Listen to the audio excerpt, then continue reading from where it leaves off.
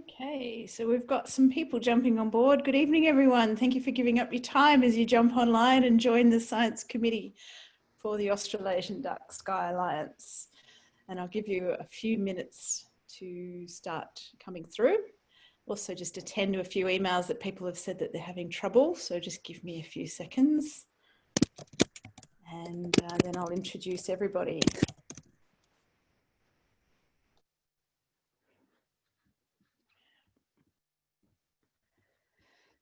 So how many?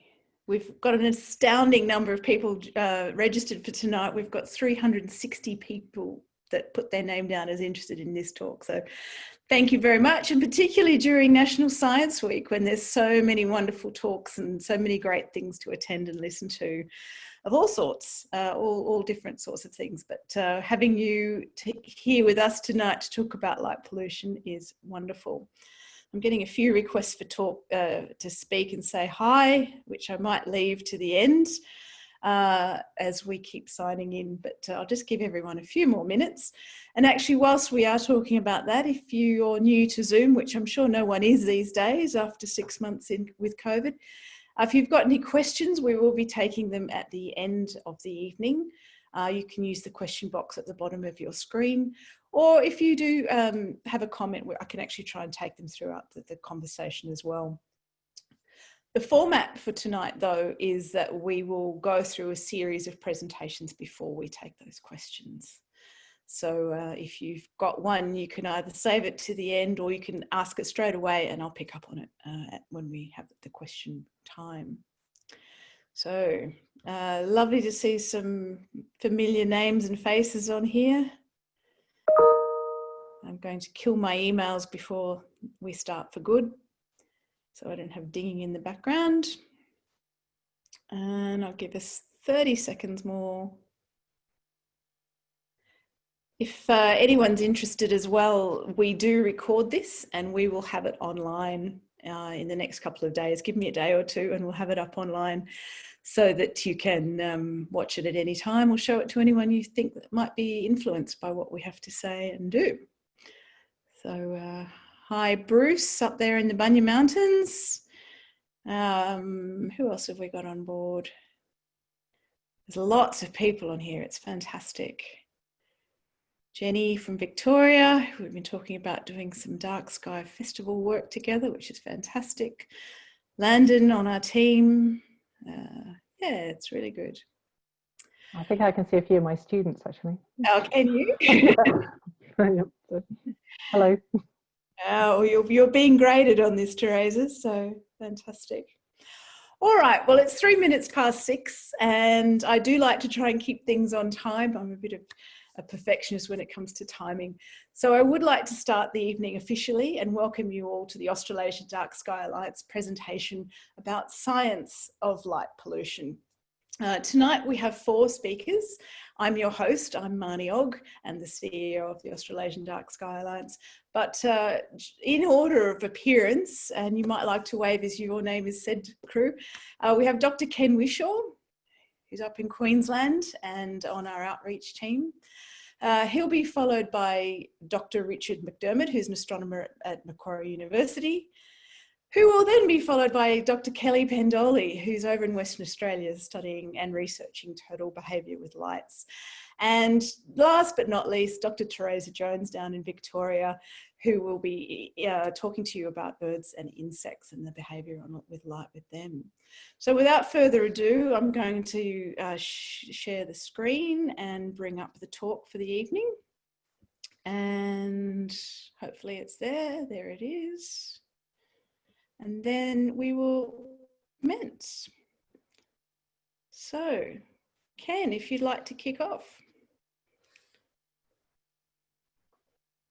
Okay, thanks for that, Marnie, and welcome everybody. Thank you for coming along. I've just got to give a brief report about our experience with doing the Guinness World Record attempt recently.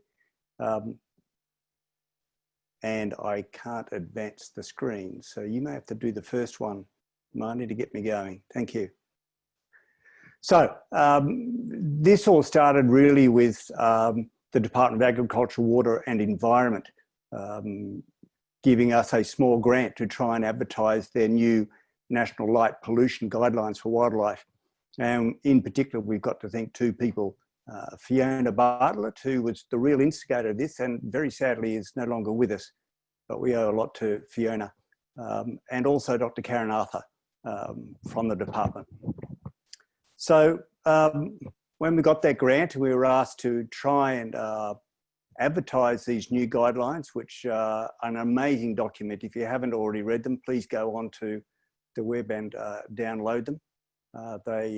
It is a living document and very scientifically robust on how lighting affects wildlife. And we'll be talking a lot more about that in the next hour. Ken, I need to push the slides forward, so you just tell me when. Okay, next slide, thanks.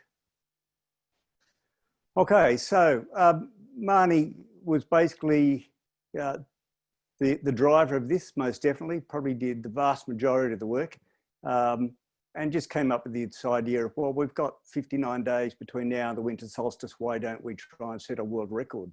Sure, we said, whatever Marnie wants to do, we'll go along with. All we had to do, the four of us in the outreach committee, including Marnie, plus some help from the other board members, was to find additional sponsors, come up with a presentation platform, devise a mini feature, plus make up some video vignettes, get Guinness approval, get the advertising in place, do all the presentations and registration platform. You know, no big deal. I suppose I could say that 8 boxes of wine and 2 psychiatrists later for me, we actually were able to achieve this. Next slide. So here are what we came up with. So we actually had 10,989 people signed up. And you can see not all of those started. And we did have some technical issues, which I'll talk to a little bit later. But we also simultaneously got 7,600 data points on Globe at Night. And when we kind of went through all the hoops required with Guinness, we ended up with 4,283 completing it to absolute perfection. And considering that we only needed 2,000 people to get the world record, we made it with a comfortable margin. Next slide.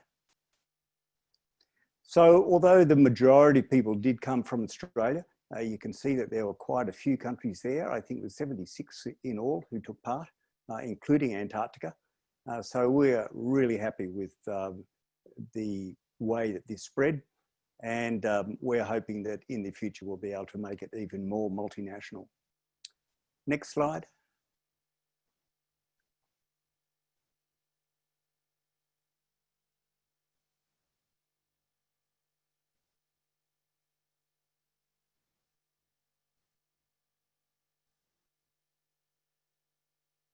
Okay. We seem to be frozen on those slides, but I'll keep going. Andrew Cool actually put all the Australian data onto one map for us.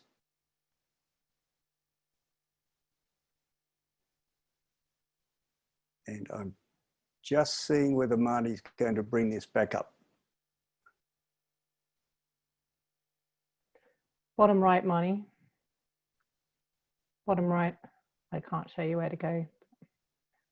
Nearly there.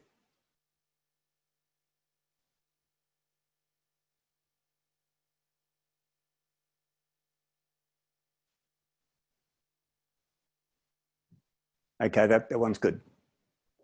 Okay, so this is one depiction of the data that we collected. And before I go through what we learnt from doing this, I'll just quickly show you how you can derive maps for your own region and for your own purposes from Globe at Night directly. Next slide.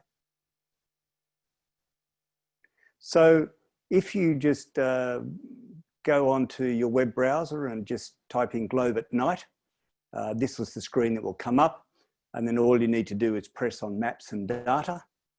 Next slide. So when you press on Maps and Data, this is what comes up, and you just press on Regional Map Generator. Next slide. And then these are the things you've got to put in: where you are, and then press the Map It button, confirm the map is where you are, where you want. You put in how many kilometres you want the radius, the year that you want to use, and then hit generate map. Next one, please. And this is the sort of thing you get.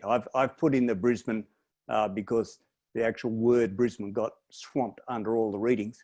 And I've just put in a 200-kilometre radius circle to demonstrate. And this you can combine with the satellite data, which is slightly different, and Richard will talk about later on.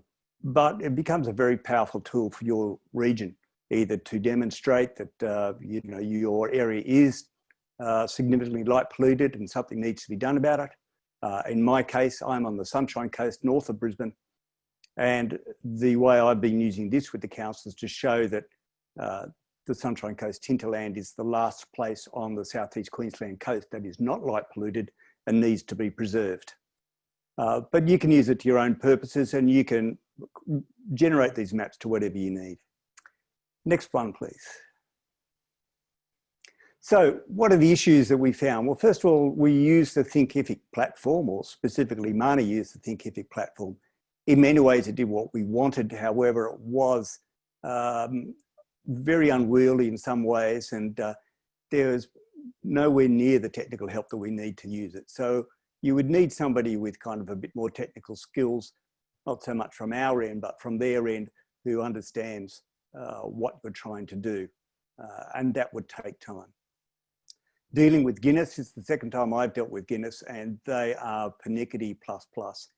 They want so many things, I's dotted, T's crossed, umpires, observers of umpires, referees of observers of umpires. It goes on and on. It's not a quick and simple thing. And I think that Marnie probably set another world record for the speed with which she got this together and convinced Guinness that it needed to go ahead.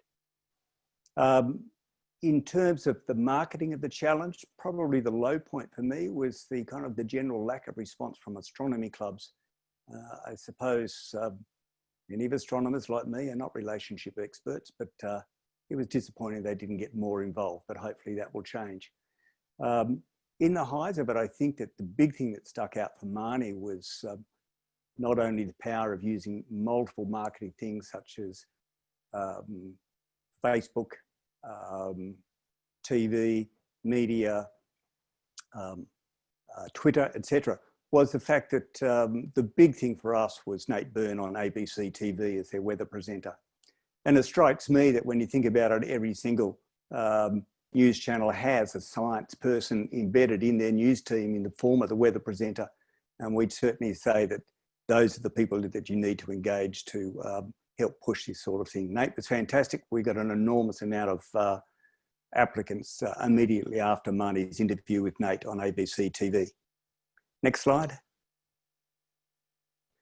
Next time, if we're doing it, need another crate of wine for that, we'll probably try and do it on an equinox so that we can engage the Northern Hemisphere more fully. And then we can have a national or multinational marketing campaign. We'd allow much more planning time, and we do more beta testing so that the technical glitches which held this time aren't repeated, which again aren't our fault. We crashed the Google website, which is probably their fault, not ours. But now they know the numbers that we're getting, we'll be able to prepare for it a lot better. But all credit to Marnie, who took most of the weight for this, did a fantastic job, and we're proud record holders. Back to you, Marnie.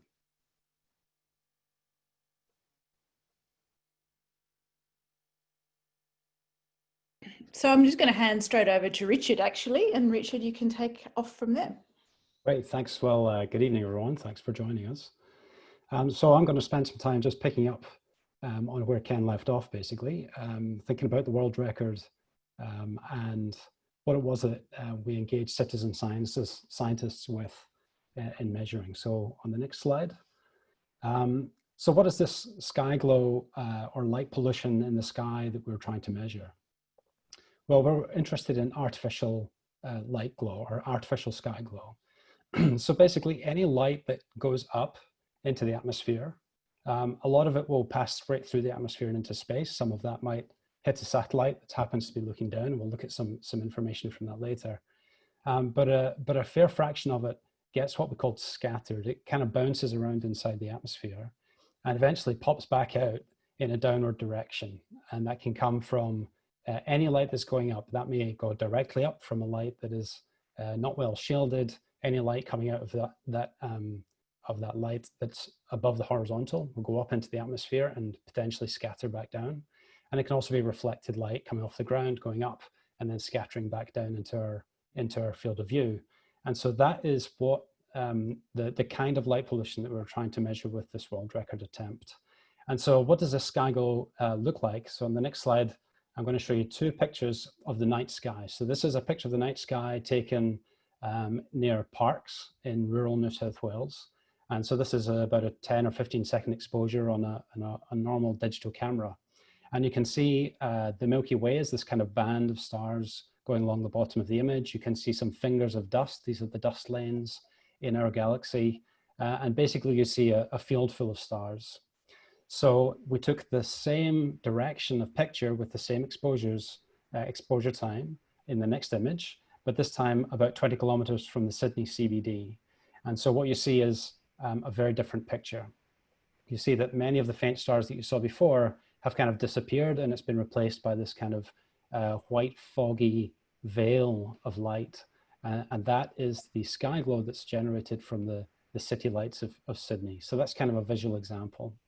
On the next slide, we'll go through how we can use that ability to see faint stars as a way of measuring the light pollution coming from the sky glow. And this is kind of what the citizen scientists did who took part in the world record. They were basically doing this. So in a very dark location, the sky itself is very dark, and you can see all the faint little stars. And so what we used in the world record attempt is called a limiting magnitude. So that's kind of an astronomical term, but it basically means what's the faintest star that you can see? Because if you can see really faint stars, then your sky is nice and dark. And so this is an example of a star field at a location with basically a pristine sky. And if we just advance through the slide deck, you'll see the stars sort of start to disappear. So this is like the next worst and the next worst. And as we go to brighter and brighter locations, you're less and less able to see the faint stars. And for the keen astronomers in you, you'd see that the central constellation in that sequence is the Southern Cross, which is of course on the Australian-New Zealand flag. So you can just see it reappearing there. Thanks, Marnie. And so there actually comes a point when you can no longer see the stars in the Southern Cross. And I say that because that's such a well-recognized constellation that it kind of means something to people, and the thought of not being able to see it, which is actually the case for people in city centers, resonates with people like they've lost something. So that's just a visualization of how we can use this idea of a limiting magnitude, the faintest star you can see, to measure light pollution. Okay, so a different way to look at that in the next slide is to just take a picture of a pristine picture of the Milky Way galaxy. This is a wonderful image. Again, we're looking here at the Milky Way galaxy, which is running diagonally through the sky here.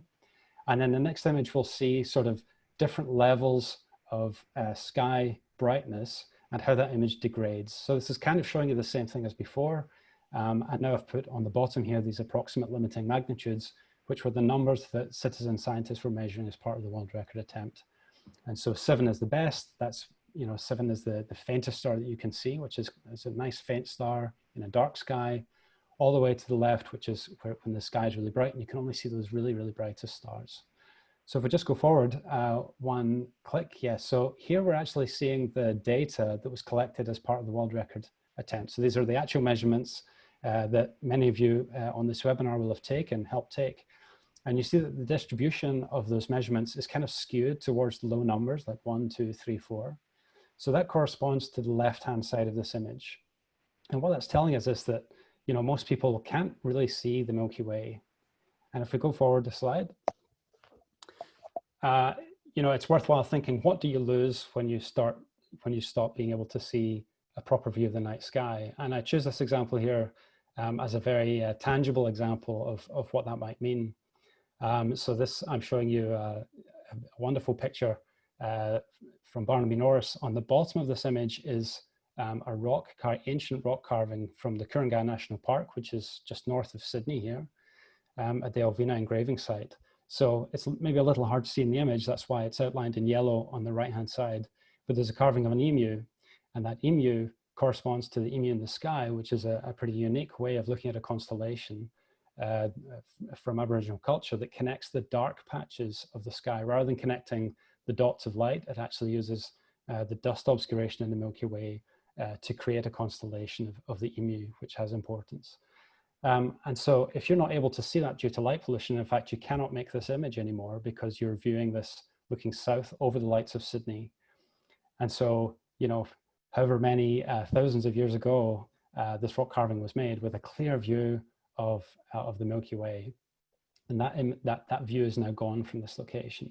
So it's just one example of what we lose culturally when we stop being able to see the night sky. Okay, so we'll just go forward.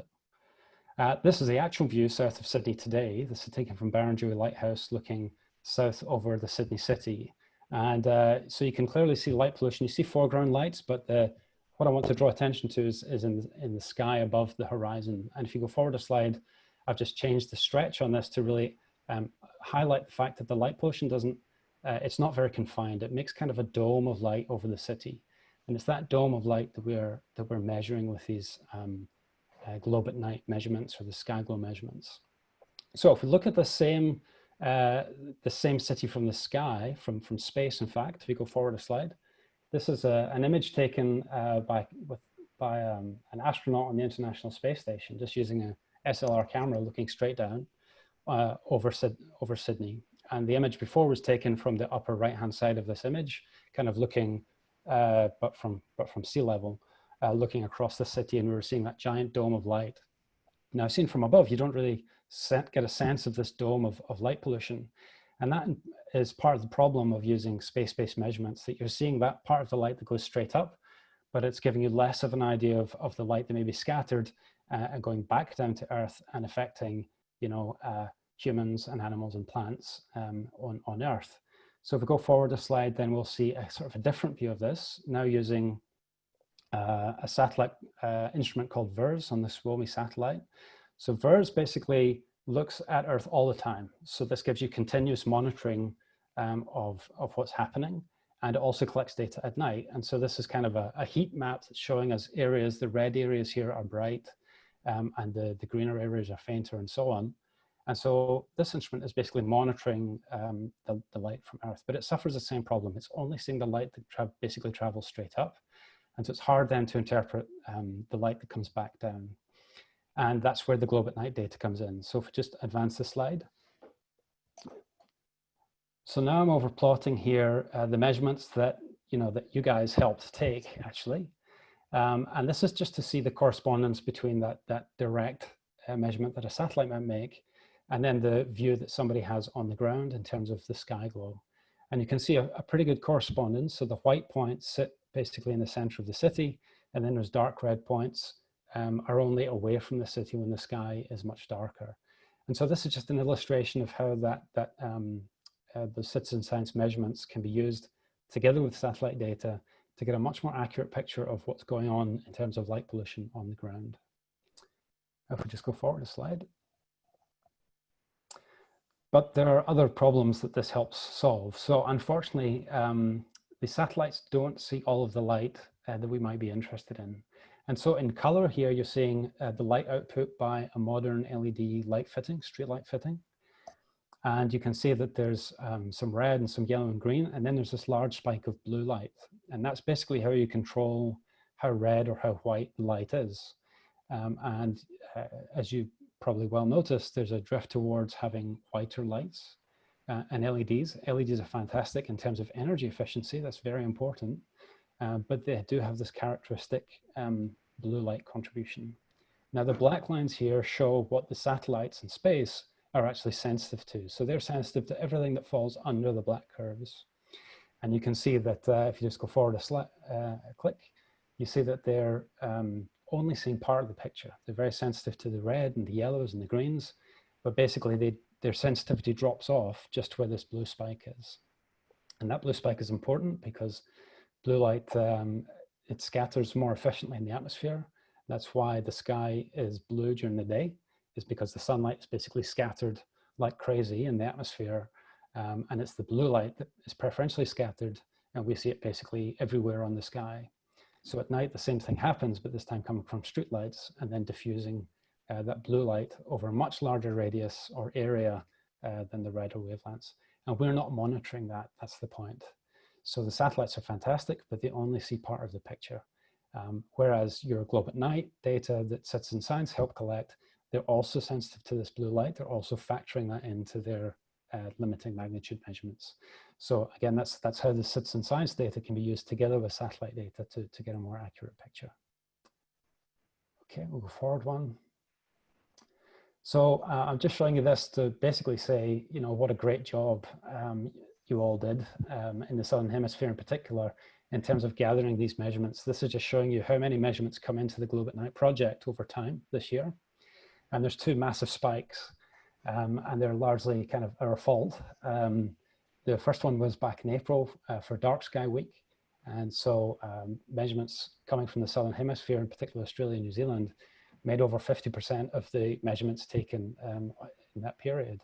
And then of course we had this world record event where we got 10 times more than that. So more than 7,000 measurements, which is about a third of the total number of measurements that project has garnered globally this year. So really a huge response to our world record attempt. So I guess this was just to say thank you. It's a really great effort. And these are really very powerful measurements. So the human eye is a great detector. It's stable over thousands of years. You know, our human physiology doesn't change very quickly. So we'll be able to compare naked eye measurements of the night sky over many, many years without having to worry about, you know, the satellite has changed or the instrument has changed. They're also basically free, right? So no special equipment is needed. And plus you're capturing a much broader spectrum of light, which is also useful. And just one last slide. So the bottom line is, you know, keep it up. It's also a great excuse to get outside and spend some time under the night sky. You rarely have a boring evening if you go out and look at the stars. You know, it always triggers great conversations with whoever you're with. And it's also a great opportunity to just, you know, maybe get some time to reflect and think about what's up there. And yeah, so basically please continue gathering those data. That project is ongoing, and you should feel free to take new measurements as often as you like. And I'll just wrap up there. Thanks, Richard. So Kelly Pendoli, you're on. Okay, man, roll her along. Yep. Righty, so I'm going to pick up from Richard, where he's been focusing on light that humans see and how it affects our sort of environment, and just talk a little bit more about how it affects the biology and the plants and animals on Earth. And so Teresa will follow up with a lot more detail, but I'm just going to be fairly general here. So basically, you know, when you think about it, life on Earth has evolved over millions of years under these reliable cycles of dark and light. And really, it's only since, you know, gaslighting in the last couple of hundred years when we've had the ability to extend that light into the night that we've really started to impact on that darkness. And while we enjoy it and we go out and have fun, it's the animals that can't do that, and they're the ones struggling to evolve and adapt to this change in these regular cycles. And what we've seen, we've always known, so as a sea turtle biologist, you know, we've always been aware of light. It was recognised in 1911 when a guy called Hooker published a paper on the effect of light on hatchlings. And so it's been an area that's had a lot of work done on it. But in the last probably 10 to 20 years that I've been working with this, I've really seen an increase in the amount of activity and research into other species. And what we're finding is anything you study pretty much will show it's affected by light in one way or another. So I've got a bit of a laundry list here, but, you know, for me, the interesting thing is the fact that plants, experience some of the same cycle impacts from circadian rhythm that animals do, and that, you know, all of our primary producers, you know, are being affected as well. So, and insects, you know, things that affect our food. So it's an important issue to look at. Next one, Mon. So I don't want to scare you too much, but the other point we really wanted to get through to people on this was that measuring light and looking at the impacts of light on animals and even humans is really complicated. There's no one simple answer to, you know, how does light affect anything. And so just a little bit of theory here is there's a couple of ways that animals and humans are impacted, and it's through behavioural impacts and physiological impacts. So behavioural impacts on wildlife, you know, like my hatchlings, turtle hatchlings, their orientation is affected by light when they're exposed to it on the beach.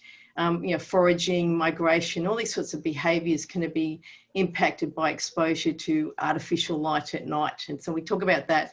Alarm is artificial light at night. It's not owl, you know, big owl from down the road, it's alarm. And so in an animal or a human eye, the senses that respond to this light, again, it's not just you open up your eye and you can see the light. There's different types of vision in animals, and you've got this on this slide here. You see the photopic vision and scotopic vision. So photopic vision is basically that vision that's activated in daylight, in really bright light under bright LEDs. It's detected by the cones in the eye, and those are the cells in the eye that detect colour. On the other hand, you have scotopic vision, and this is a vision that you get your dark adapted eye, and a lot of animals use at night. That's activated under very dim light, so at night. It's detected by the rods in the eye, and the rods don't see colour. They only detect shades of grey. And so that's important when we start to talk about some of the factors that influence how animals respond to light. Next one, Man. So there's a third system, I guess, or in the eye that responds to light, and this leads to sort of physiological effects at a cellular level, but you know, it can affect breeding and biological fitness and things like that. And this is the melanoptic response. And so this is the part of the eye that it's not visual, but it's cells in there that respond to light, and they're very sensitive in that same short wavelength blue region that the scotopic vision is activated in.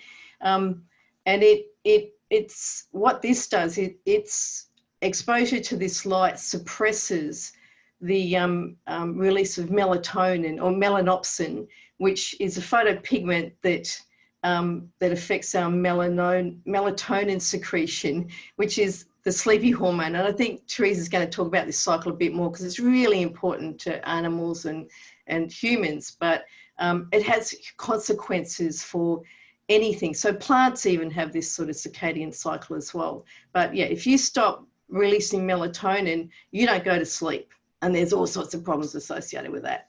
So humans and animals have all three types of these types of vision, the visual and the non-visual. But the other thing we want to really get across here is for everyone to understand that not humans and animals see light completely differently. Okay, so what we see out there is not the same as what an animal will see. Saman? So this one, you can put them all up, man. This shows you basically what animals, different groups of animals see, what wavelengths they see. And so I think you all know from your high school physics courses that white light is made up of the rainbow. So white light has everything in it, including the blue that we're most concerned with. But you can see on the left-hand side there that it's that blue and ultraviolet that's common to all those animal groups. All of them are sensitive to that light. There are some bird species that are more sensitive to the red and the orange. You know, we know about that, but they're a much smaller group. And as Richard alluded to, you know, LED lights are very bright and white, and traditionally they've contained a lot of blue light because the older ones were actually blue LEDs that had phosphors added to make them different colours. But any bright white LED you see is going to have a lot of blue. Okay, you can always assume that. And as Richard said, that blue light's the bad stuff. It's short wavelength and high energy, but it's also it scatters really well in the atmosphere. If you have an orange high pressure sodium light next to a bright white LED, it's that bright white LED that's going to cause that dome far more than that orange high pressure sodium. But it's also, this light is also highly visible under that scotopic, that dark adapted vision. And it's also the light that affects us that melatonin cycle. So, Man. Oh, I missed a bit. That's right. We won't go back. So anyway, so this is it for me. So I think what we want to get through to you is that there's all sorts of things, all sorts of factors that can affect how wildlife will respond to light and how it affects them. And so, here's a list here, and it's things like color or wavelength. So when we talk about wavelength or color, it's just a way of describing a wavelength that humans see. So different wavelengths, different colors will be more attractive to, like turtles are very highly attracted to short wavelength blue light. And while they can see the orange, longer wavelength orange and red light, they're not as attracted to it. But in the absence of any other light, they will still be attracted to it. So when you hear about turtle-friendly lights, there is no such thing as a turtle-friendly light, okay? Turtles can see, and a lot of species can see all the wavelengths. They just may not respond to it as strongly. Intensity is another one. Very high intensity light is going to be more visible than low intensity, but a low intensity light at night with no moon and no other sources of light is still going to be more visible. Horizon elevation. So again, for turtles, a light behind a beach, a point source of a light behind a beach that is directly visible will be attracted to a turtle. But if you put that behind a tall, dark horizon, a dune or some trees, and all of a sudden that light or the glow is elevated, then they don't respond to it as strongly because it's elevated behind another cue, which is that tall, dark horizon. Moon phase, full moon can swamp out the visibility of artificial light. And so you have this cycle through a month that when there's no moon out, a single light source behind a beach or a shearwater rookery might be very visible and attractive to the juveniles. But once you get your full moon come through, all of a sudden they don't see that as strongly. So you see variation in a month in response in some of the wildlife. Line of sight, a point source, a single light behind a beach, could have strong impact on a bird or a turtle. But you put that single point source now 10 kilometers away and all of a sudden it looks like a star to that animal. And so again, you'll get variable responses. The other thing we see is the differences in species and genetic stock. So, and I know I'm going to get this wrong, but we've seen the studies have been done on loggerheads in Queensland and in Florida. And in Queensland, or I don't remember which is which, but basically in one of the locations, they're very attracted to orange long wavelength light. And at the other, they're repelled by it. Go figure that one out. The American turtles behave differently to the Australian ones. But again, when I'm asked, can we use orange lights on the beach? Well, it's like, oh, geez, well, I guess it depends on where you are. And so my point, and I tell this all the time, especially to engineers who hate it. You know what? Biology is fluffy. It's not direct. We don't have lines around it. We can't give you a prescriptive line in the sand and say, this is good, that's bad. And that's why with the guidelines, they were written, the National Light Pollution Guidelines, they were written to take this case-by-case approach where you look at whatever issue you have and you look at all the factors feeding into it and you provide mitigation and response and management based on that particular situation because biology is fluffy. Over to you, Teresa. Thanks, Kelly. So biology is fluffy, and I guess that is a good place to start. I mean, it's not just fluffy. What biology is trying to do is just take over every single place on the planet in the best way that it can. Can I get the next slide, Marnie? So I'm going to be continuing and repeating lots of things that Richard and Kelly have already highlighted for you. But today I'm really going to be talking about, don't use biology as fluffy. At least don't quote me on that one. I'll never hear the end of it. So I'm going to be talking about the ecological impacts of light at night, and I'm really going to focus on a study that's come out recently, come out as part of one of my PhD students' work, so out of my lab. But let's think about what I like to call the multifaceted impact of artificial light at night, and we've already heard a little bit about that. And I'd like you to focus on this picture that's on the left-hand side. So this is the front cover of a journal the Journal of Experimental Zoology. And in this particular issue, it covered artificial light at night as an environmental pollutant. And we were responsible for the front cover. So we got the front cover of this, we got an artist to design it for us. And what you can see here are all the impacts of all the potential impacts on animals of light at night. So the light is shining brightly and it's turning night into day. We can now see color. Kelly's already explained that we can only do that when we have daytime vision. What you can't see in here is that the moon, and that's because it's being masked by the light. And in fact, we know that light at night can actually mask that lunar cycle. And it's not important for every species, but we do know that that willy wagtail that you can see, the bird you can see there, actually sings really loudly during the mating season on a full bright moonlit night. And it does that because it's trying to attract females. And the lunar cycle is incredibly important for this species. You can see the insect that it's trying to catch. That insect is attracted to the light at night. So we're disrupting the behavior and movement of some of the animals. Now the wagtail's obviously benefiting, it's not so good for the moth. What you can't see in that picture either are the bats that are hiding because they're repelled by light at night. You can see the bird trying to sleep, but its sleep and activity is going to be disrupted by the presence of light. Just like having a light on in our bedroom every night would also disrupt our sleep and activity. And that's one of the things I'm going to talk about in terms of this study. And then finally, the thing you can't see, and Kelly's already highlighted it, is that light at night can disrupt physiology, and it's blue light in particular that can do that. So can we go forward a slide, Moni? So why is blue light so important? I think kind of Kelly's already covered this in quite a lot of detail, but blue light is the light that has been present in our environment since life first began. And if we look at this first image I've shown you with the moon and the sun, and then the wiggly line is kind of representing our day-night pattern, our sleeping pattern, if you like. So when the peak of that wiggly line is when we're sleeping most, and the trough is when we're not sleeping very much. And you can see we do that. We sleep, we wake, we sleep, we wake. We tend to wake in sunlight because light is disrupting the production or synthesis of melatonin, as Kelly's just referred to. And we tend to sleep in darkness, typically, because melatonin is highest, and it is a sleepy hormone. So the reason that this is working is because light, or melatonin, is photosensitive. It's sensitive to the presence of light. So if we can go on one slide. But it's not just sunlight, it's also sensitive to light at night. And this is the problem with artificial light at night. The thing that we can't see is one of the major things that light at night is doing, and that's changing physiology. Light at night is disrupting production of melatonin, and it's changing our sleep-night cycle. We can go one more slide, Moni.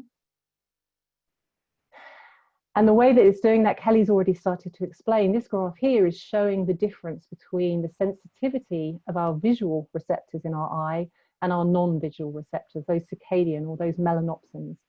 The V is representing our visual sensitivity. So this is humans, we kind of peak in the green. But our non-visual pigments, the ones that are controlling that day-night cycle I've just described, are shown with the C. And what you can see is they're peaking in the blue. And what you'll notice, if you remember the slide that Kelly showed you with the LED, or it may have been Richard showed it, actually this almost aligns perfectly with the new white LEDs. So actually that massive blue peak is aligning with our circadian cycle, those melanopsins that are so important. All right, so that's why blue light is so important. It absolutely completely aligns with our sensitivity, and it has capacity to disrupt our day-night cycle. We'll go on one slide, Moni. So now what I want to do is think about, well, as we're getting ready for bed in some cases, possibly. I've got a few hours to go, but my melatonin should be on the rise. You may not be able to see it, but my screen is quite orange at the moment. I'm making sure blue light is out of my system as much as I can in terms of technology. But what about animals that are in our environment? And this is an experiment that we did with pigeons and magpies to test the impact of the white lights that we have in our environment, and also what might happen if we knock out the blue and make those lights amber, rather like the turtle story Kelly's just told you. Full credit to the two people shown on this picture at the moment. Annie Alsabrook is a former PhD student of mine, now Dr. Alsabrook, and Farley Connolly is the other PhD student leading this project. His thesis is currently under examination. All right, can we move on one slide, Moni? So I'm going to talk you through the experiment that we did to test the impact of light at night on sleep in birds. Not sleep in humans, but sleep in birds. I'll talk about us at the end. So in Annie's study, we brought some pigeons into the lab and we measured sleep under 2 different environments, darkness at night and lightness, and having artificial light at night. So on this graph, what you can see are the hours of the day on the bottom, and then the percentage of non-REM sleep on the side. And I put that there because non-REM sleep is super important. It's the form of sleep where we actually can repair all of the damage. It helps us to synthesize our day. It's one of the most important components of sleep. The black bar at the top shows you when it should be nighttime, and the white bar is daytime. Now the black line and the squares show you what happens of sleep in a pigeon when we have a normal day-night cycle. So darkness at night, and in the daytime, obviously, light. You can see it sleeps a lot at night and it wakes up in the day. That's no surprise. The white and the gray bar is when we have a similar night. It's a recovery night, but it's the same as that one. Now the white line that you can see, or the white circles, represents what happens for that pigeon sleeping when we put light at night. And you can see it halves the amount of non-REM sleep, that really important sleep phase. So light at night is clearly impacting, and this is just general white light. So we can go on a slide, Marnie. So what happens if we make that white light yellow? Now this image is Farley with his supervisor, and they're showing me what happens with the when we put the filter on our LED. So this filter has knocked out the light. I love it because to me it sounds like, for those of you old enough to remember Torval and Dean's Bolero, this was just like a perfect image of that. So we knocked out the blue light and we did the same experiment. If we go next slide, Marnie. And what we found, to our surprise, and certainly to my surprise and consternation, was that actually the amber light did exactly the same thing as the white light in pigeons. So this time what you're looking at is on the first 8 hours are when we've got a normal dark night, and you can see the pigeon sleeps. Then we've got a day, the pigeon's not sleeping. And then on that final one, which is kind of a pinky bar in my figure, what we can see is when we put either an amber or a white light, and the pigeon doesn't sleep in either of them. Okay, so we're disrupting, and the amber light is having almost exactly the same effect as the white light. Now, the problem with this is that we've confused potentially some of those physiological impacts that Kelly was talking about with the fact that we've made nighttime day. So what we needed to do was knock out the blue light, but also look and see whether if we turned off the lights completely, do they recover? If they recover, then it suggests it's just because we've turned night back into day, day back into night. But if they don't recover, it suggests that that white light is having some physiological impact, or the light is. If we can go on one more slide, Marnie. Now, we couldn't do this in pigeons. Ethically, we'd had them long enough in the lab, so we had to do it in magpies, which is where Farley's study comes in. And so we repeated the experiment that we did on pigeons on magpies, only this time we only allowed the light for 4 hours. Then we turned it off, rather like switching off your bedroom light, and we looked to see if they recovered in terms of sleep. Now, what was interesting, we did this with white light and amber light. And in the pigeons, the amber light actually made a difference. In fact, when we knocked out the blue, they did sleep a little bit better. So that middle graph, the middle section of that magpie graph, you can see the amber light is above. They started sleeping immediately. We turned the lights off in the magpies, and there was a little bit of recovery. So what this study is showing us is that light is having an impact on both species, but amber light doesn't necessarily work the same for all species. Rather like those turtles, Kelly, that you talked about, right? It works in some environments and not others. So I'm going to finish by looking at humans, because that's what we all want to look at. What happens in terms of human sleep? So if we can go on the final slide, Marnie. Nope, she's gone. Thank you. So we've seen that it differs in species, but actually what we know is it differs in humans. And you might know that. Some of you possibly come from families where some of you are super sensitive to light and some of you aren't. And this is a study which is showing that, and I'm not going to go through any great detail, but what I want you to do is have a look at the left-hand set of graphs we've got here. This is showing melatonin concentrations of individuals that have been exposed to light at night. The top 2 are adults and the bottom 2 are children. And what I want you to notice is that the graphs aren't all the same. Adults vary quite dramatically in their response. So the less sensitive they are, the higher that graph would be, the higher the line is on that graph. Now you can see that adults vary, but kids vary dramatically. And this is something we do know. We know that children are super sensitive, but again, it varies dramatically. But they're also sensitive to the color of that light. So the top graph in the adult is a dim light, but 3000 Kelvin. So it's quite yellow. And you can see that there's still quite a lot of melatonin there. But when you make that light really white, which is 6000 Kelvin, lots and lots of white light, blue light in there, you can see that their melatonin concentrations go down. And if you look at the same graph in the kids, you can see that 3000 has some impact. But if you look at 6000, it absolutely obliterates the children's melatonin concentrations. And, oh, sorry, I was trying to do it myself. Marnie, final slide, please. And if we look at how sleepy they are, you can see for adults, so BT is bedtime apparently, and BT plus 1 is 1 hour plus bedtime. In adults, we can see that putting lights on impacts their capacity to sleep. They don't feel sleepy anymore. The same thing happens for kids, but actually if you have a white bedtime light like that little girl has got there, your child is unlikely to feel sleepy at all. Massive impacts in terms of their sleepiness. So can you go to the final slide, Marnie? So this is kind of worrying and encouraging all at the same time.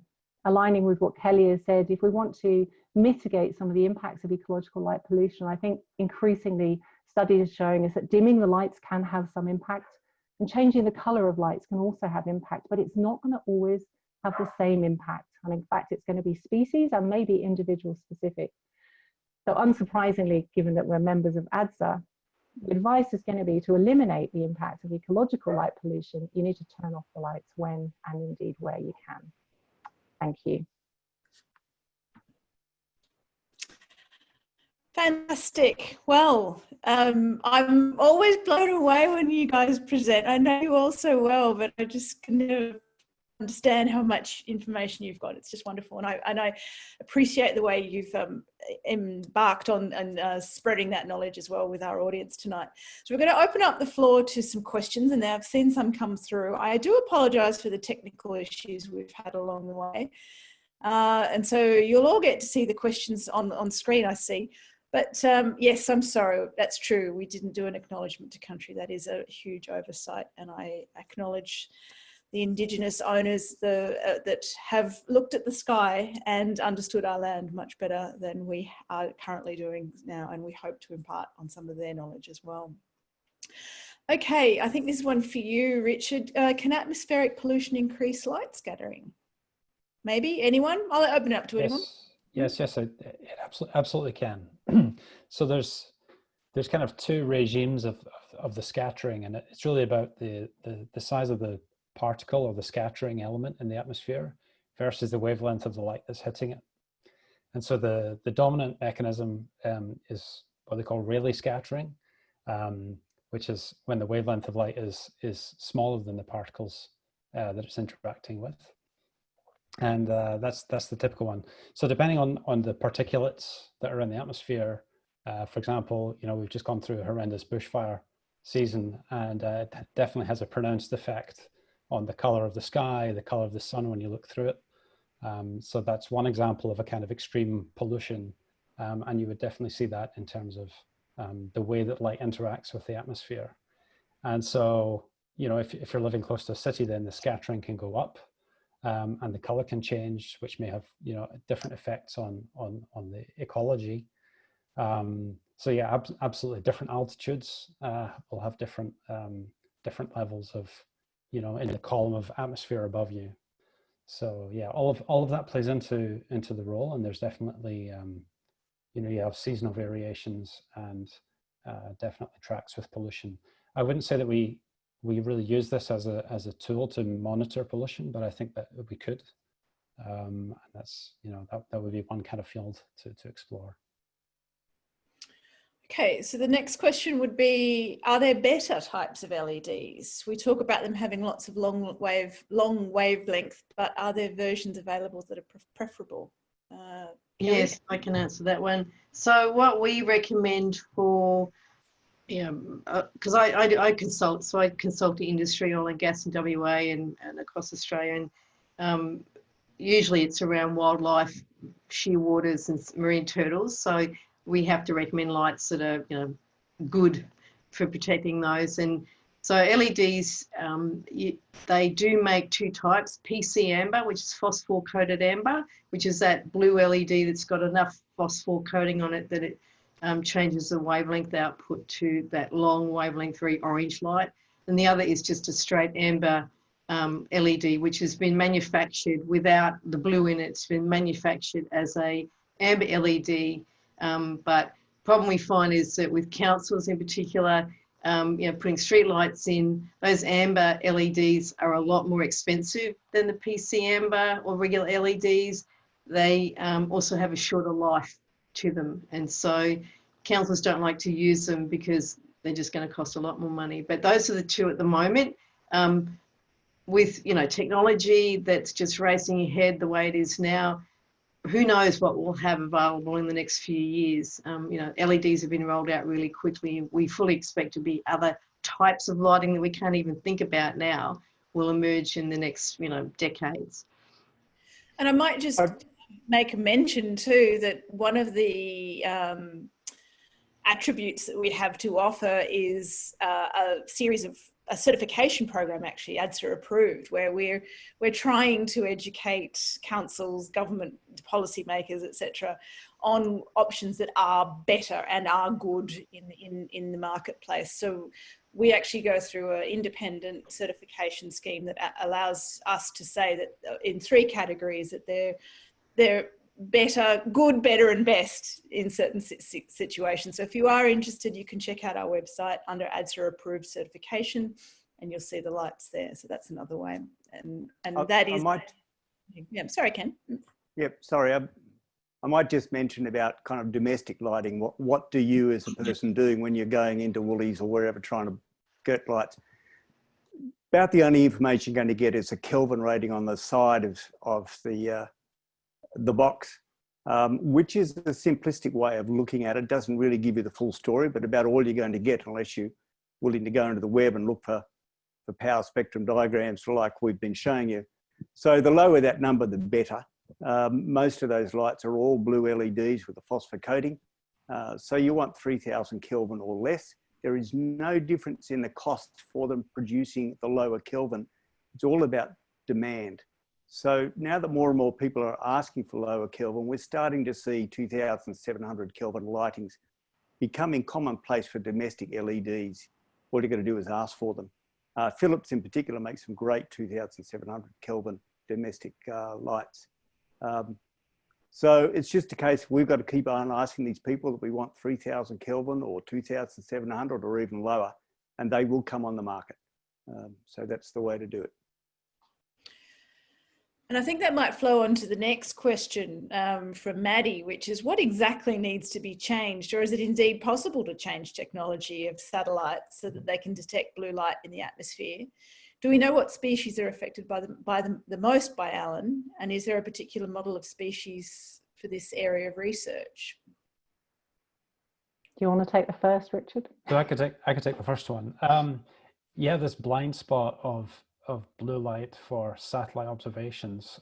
So traditionally satellites have been, trying to avoid all of the stuff that we've talked about. Blue light gets scattered, so has a harder time getting through the atmosphere. It's extincted, and is generally harder to work with if you're trying to figure out what's happening on the surface of the Earth, right? So there wasn't a big push for satellites to target the blue. Far from it. They were much more interested in infrared, where you don't have to worry so much about these kinds of issues, and you get more direct information from the ground. But it's absolutely possible. It just hadn't really been considered really like a priority. And so, there's a couple of projects, in this modern world of nano satellites and CubeSats. There have been some small projects that have attempted to do this.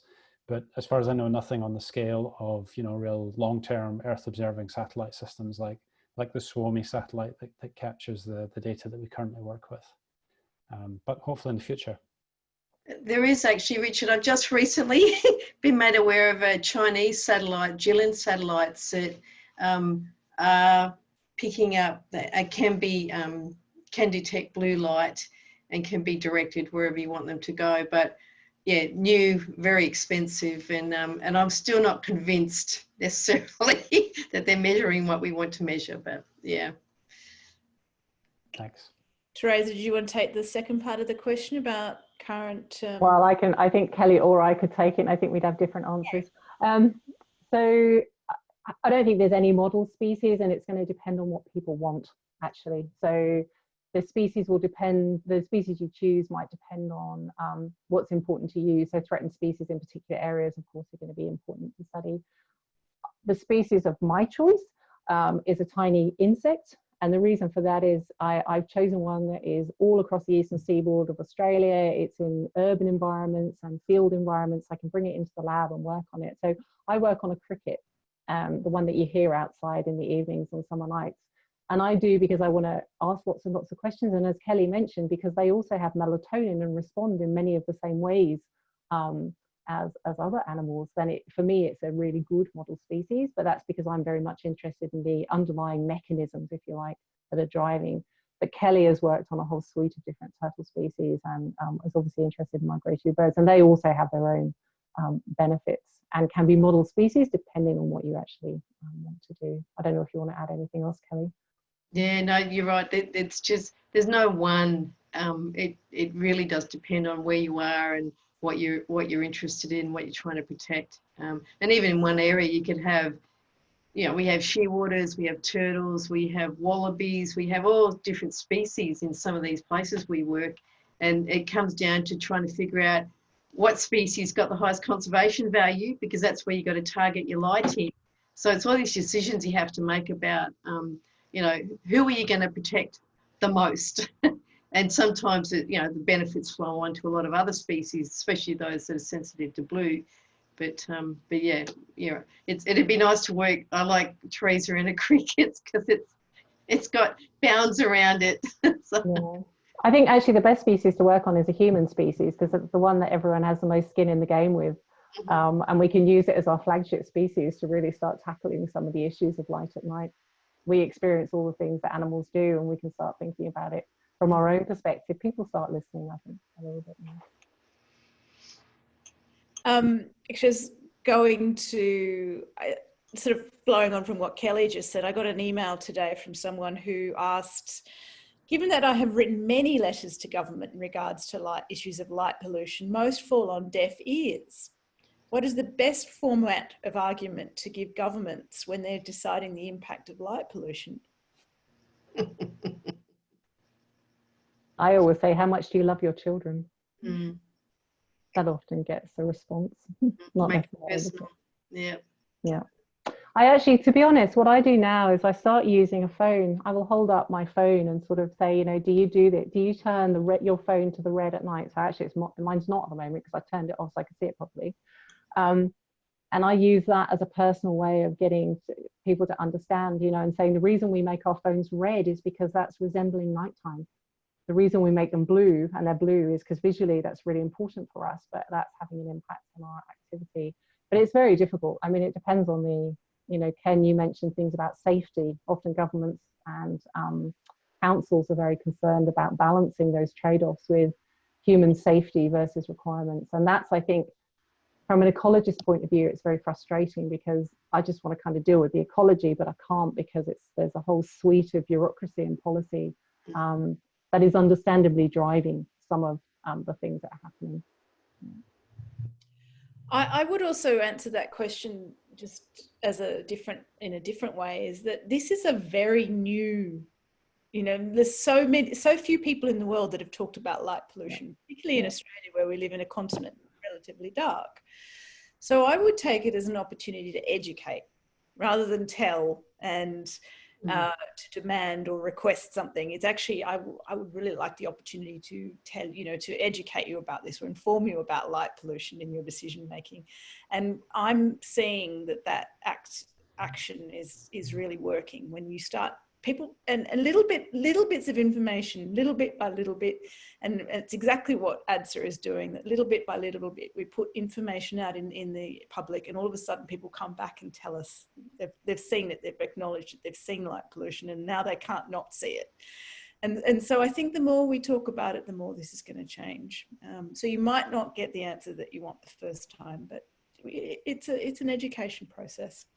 Yeah, you wear them down over the long term. That's it. You just chip away and keep going, and eventually they come, you know, I mean, I've seen changes. I think someone asked a question about the Northwestern WA, and yeah, the changes I've seen there over the last 30 years have just been phenomenal. And 30 years ago, no one cared about lights, you know, really, and you know, wildlife and things, but they do now. You know, all the big developments have to address what their lighting design and plans and how that might affect, you know, whatever the shearwaters, the turtles, or whatever, you know, species might be around. So it's just having that long view and never giving up. It's just being that little terrier, you know, and keep at them, but nicely, because you don't, if you alienate them. And the other thing I used to say to them was, you know, the engineers, don't you want your children to come see these turtles one day? You know, isn't that important to you that they be around for your kids to see them? So much as Teresa, you know, makes it personal, that I find is the most effective way to get people thinking and taking ownership of that. So just moving on to a more technical question. I don't know if anyone on the panel can explain to Lynn, and for me that matter, the difference between halogen lights and, yeah, how does this fit in? Yeah, I could probably feel that. You're asking about the new kind of blue rich headlights that people often use, or driving lights in the country. I've investigated the visual physiology of what colour, of what part of the spectrum best preserves our night vision and which we recover from fastest. And it's definitely in the orange part of the spectrum that preserves our night vision the best. And so these blue-white headlights we're seeing actually destroy our night vision and probably destroy our peripheral vision too. There's recently one of these light bar companies actually put out a handheld light which went from being white and red to white and orange. So I went and congratulated them for using orange rather than red, because you don't need as bright orange for human vision to see as you do red. And they wrote back and said, oh, it had nothing to do with your study. It's just we found that it attracted less mosquitoes. So butter was happening out there. So look, I totally agree with you. I think the blue-white headlights, for the person who's actually driving with those lights on their car, their peripheral vision is destroyed. And for the person coming the other direction, it's also destroyed. So I actually think going back to more orange lights would be a smart move. But I don't think anybody's doing much about it at this stage. There is a gentleman in Ireland called Brian Espy, E-S-P-E-Y, who has an online petition. And he's asking for people to sign to say that they would like less blinding headlights. And I think he's doing pretty well with that. So if anyone is interested in signing that. I'm interested.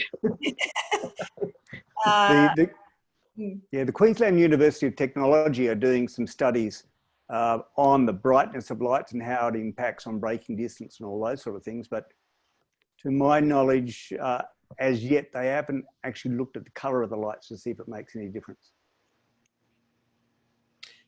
And the other thing that I know from anecdotes is that Siding Spring Observatory, our national optical facility, which is doing amazing work, you know, studying the universe and has been for the last 40 years, actually is having more impact from headlights in vehicles travelling down the Newell Highway than they are from the local community. So those headlights are just so very, very bright.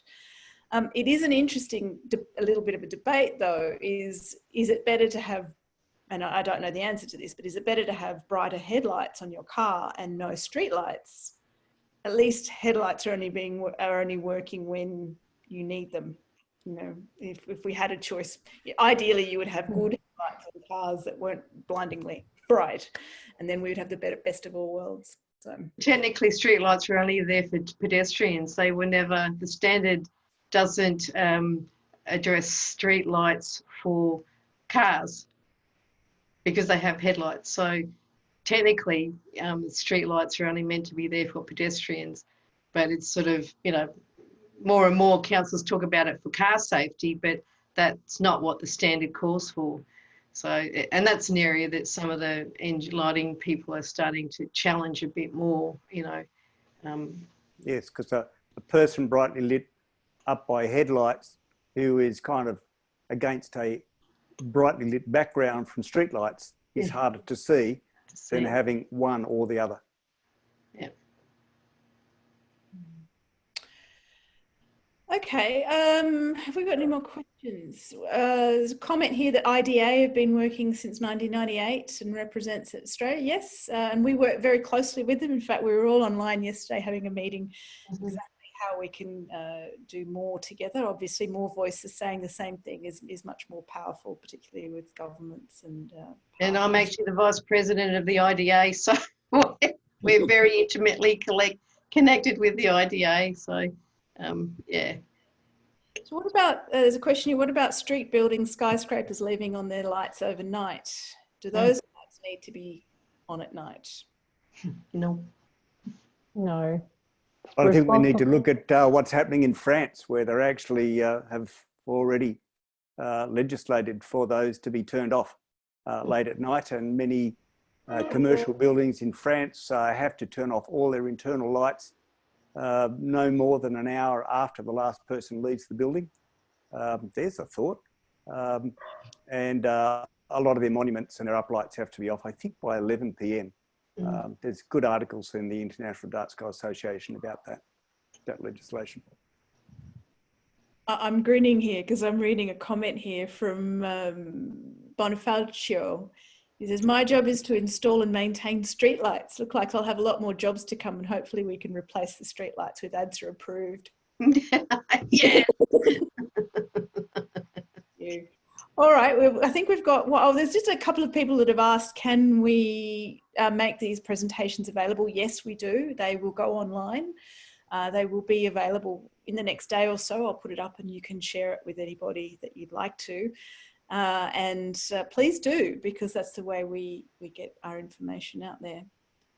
There's a question about natural sources of you know, light pollution or sky glow. And so there are definitely natural sources that cause the sky to glow. The sky is not naturally perfectly dark. Even when there's no moon, you have basically very specific wavelengths of light that get emitted from the atmosphere. But these are so much lower than the light pollution effects that we're talking about, that they don't really bias the measurements that you might make.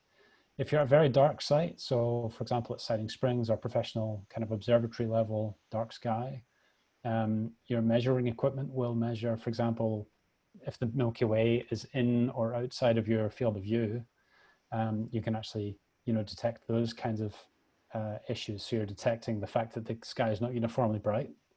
A single bright star can change those measurements, but these are sites that are, you know, exquisitely dark. So for the kind of effects we're talking about, those natural sources of light beyond the moon, you do have to worry about the moon effects. Have you accounted for that? You know, if you go into globe at night during a full moon or versus new moon, you'll get very different answers. So beyond that, it's all kind of below the level of significance.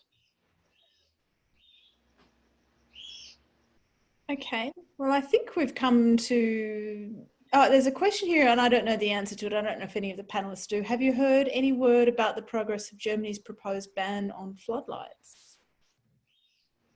So that's one for us to follow up. What would be good? So I think we'll finish up there, but please feel free to, if you've got any questions over the, you know, the next couple of weeks or whatever, and you think, oh yes, what was that? Do reach out to us. That is our job. We're here to help educate and inspire you to go and talk to more people about turning off unnecessary lights and making our environment a little bit more healthy just simply by turning off a light. Very simple. So thank you to all our panelists. Again, it's amazing all that you do. And I must stress here that everything that these guys do is on a voluntary basis. We've been going for about 18 months and the impact that the crew, the board entirely has made is unbelievable. And it's because of their passion, and you can see that in their presentations tonight. So thank you to our audience. Thank you to the board members, our panelists, and please reach out and let us know if we can do any more for you. Thank you. Good night. Thanks. Good night.